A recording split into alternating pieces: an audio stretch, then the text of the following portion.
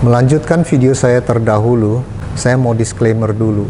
Saya menggunakan istilah menyesatkan, istilah sesat, istilah kutub. Itu bukan satu istilah yang saya maksudkan untuk itu. Saya hanya meminjam istilah yang memang digunakan pada saat itu, pada zaman konsili itu. Mereka menggunakan istilah yang begitu keras karena ini menyangkut kepada doktrin primer atau doktrin yang sangat fundamental dan mendasar ini, dan ini harus sama di dalam setiap aliran gereja Kristen kalau mereka mengaku sebagai gereja yang am. Jadi saya rasa bahwa istilah itu memang yang umum dipakai mereka pada saat itu. Jadi saya ingin mengatakan bahwa rumusan baptisan yang dipakai oleh Oneness Pentecostalism dalam nama Bapa dan Anak dan Roh Kudus, yaitu Tuhan Yesus Kristus, itu bukan istilah yang tepat, itu istilah yang salah, dan menurut saya kesalahan itu sangat fatal karena istilah itu menggabungkan kedua istilah yang dirumuskan oleh Tuhan Yesus sendiri dan 4 ayat yang ada di Kisah Para Rasul. Jadi saya melihat memang mereka ini menggabungkan 4 ayat di dalam Kisah Para Rasul yang dikatakan oleh murid-murid Tuhan Yesus, kalau engkau sudah menjadi orang percaya atau engkau sudah bertobat, engkau harus dibaptis dalam nama Tuhan Yesus, atau engkau harus dibaptis di dalam nama Yesus Kristus. Itu 2 istilah yang mereka pakai, dan mereka mengira bahwa ini adalah juga rumusan baptisan. Jadi mereka menggabungkan apa yang dikatakan oleh Yesus di Matius 28 ayat 19 dengan 4 ayat di dalam Kisah Para Rasul itu. Sesungguhnya penggabungan ini menjadi sangat salah. Karena apa?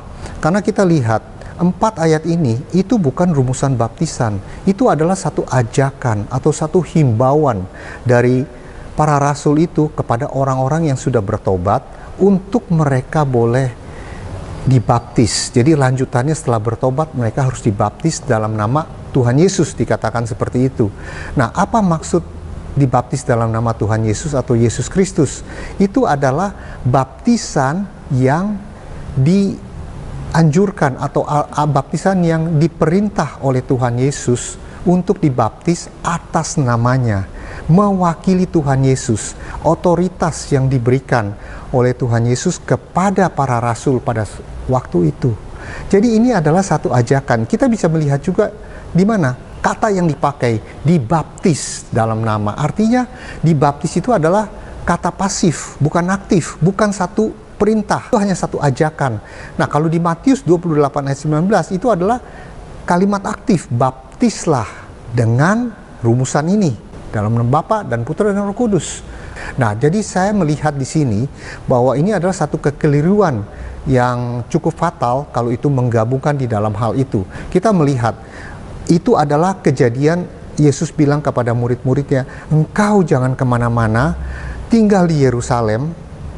Nah, akhirnya mereka tahu kenapa Yesus perintahkan itu. Ternyata 10 hari kemudian itu terjadilah yang disebut dengan pencurahan Roh Kudus. Nah, saya mau mengatakan di sini bahwa di dalam kejadian itu 10 hari Yesus memerintahkan mereka untuk membaptis dengan rumusan itu. Saya mau memberikan satu analogi. Jika kita misalnya ada seseorang yang orang tuanya menjelang dia meninggal, anak-anaknya berkumpul dan dia memberikan pesan terakhirnya. Dan pesan itu saya yakin anak-anaknya itu tidak akan melupakannya seumur hidup dia. Nah, saya ingin membandingkan dengan apa yang dikatakan oleh Tuhan Yesus sebelum dia naik ke surga. Pesan terakhir yang dia katakan kepada murid-muridnya, engkau memberitakan Injil dan engkau membaptis mereka, jadikan mereka semua murid Tuhan Yesus dan membaptis mereka di dalam nama Bapa dan Anak dan Roh Kudus. Pesan terakhir itu saya yakin murid-muridnya tidak akan lupa seumur hidup mereka apa yang menjadi pesan dari Tuhan Yesus itu. Dan itu hanya berselang 10 hari.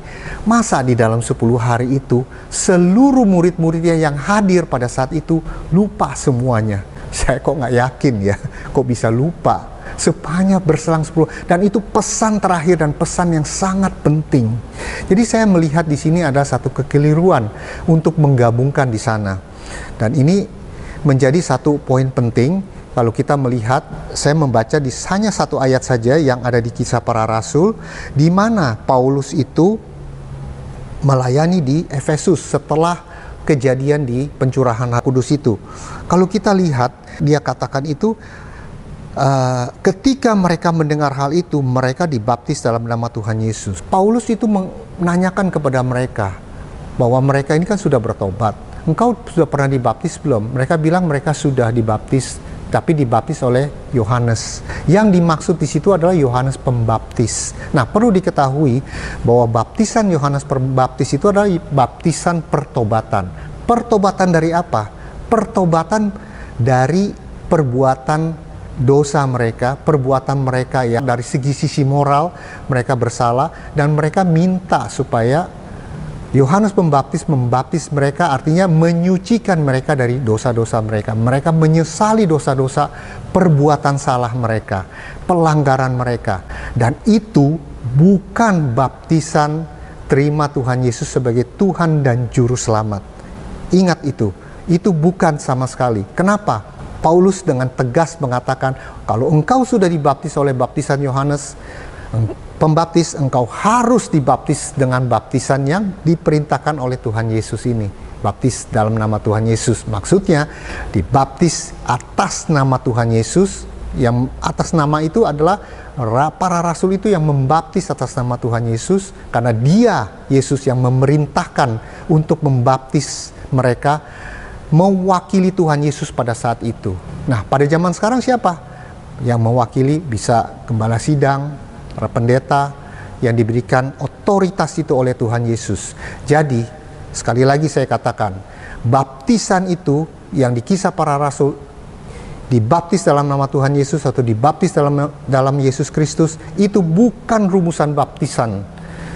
Rumusan baptisan hanya satu, dibaptis yang disebutkan oleh Tuhan Yesus di Matius 28 ayat 19 dalam nama Bapa dan Anak dan Roh Kudus.